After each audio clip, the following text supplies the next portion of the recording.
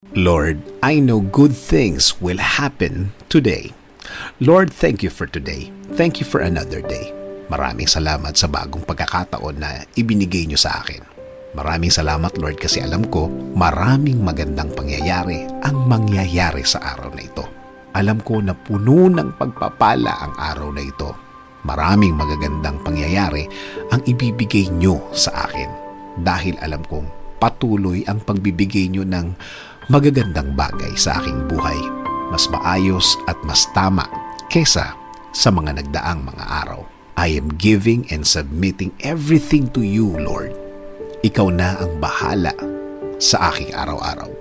Patuloy mo akong i-lead sa aking buhay. Patuloy mo akong bigyan ng guidance. Alam kong patuloy mong ilalagay ang mga bagong opportunity sa aking buhay, Lord.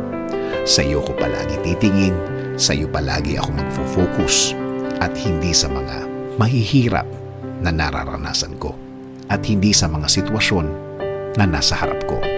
Sa mga bagay na kung iisipin ko, Lord, ay malulungkot lang ako at iisiping bumigay. Again, Lord, I declare this will be a good day today.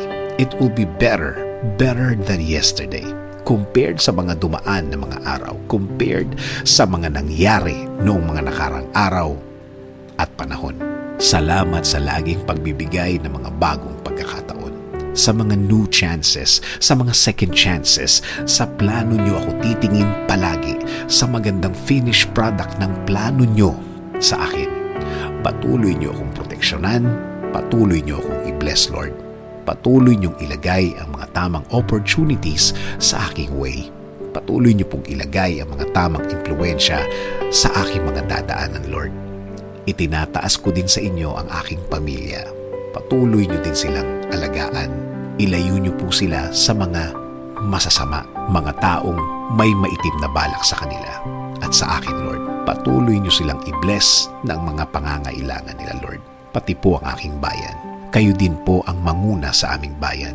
Kayo na po ang magbigay ng dapat para sa aming bansa.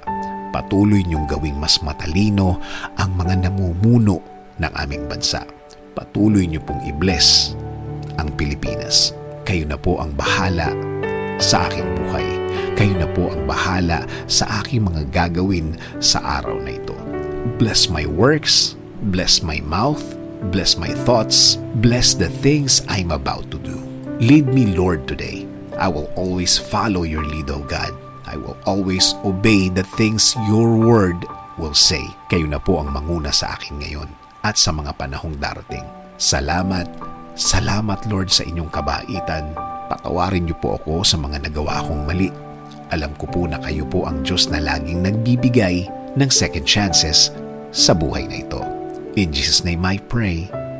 Amen. Sabi nga sa Proverbs 10:22, the blessing of the Lord makes rich and He adds no sorrow with it.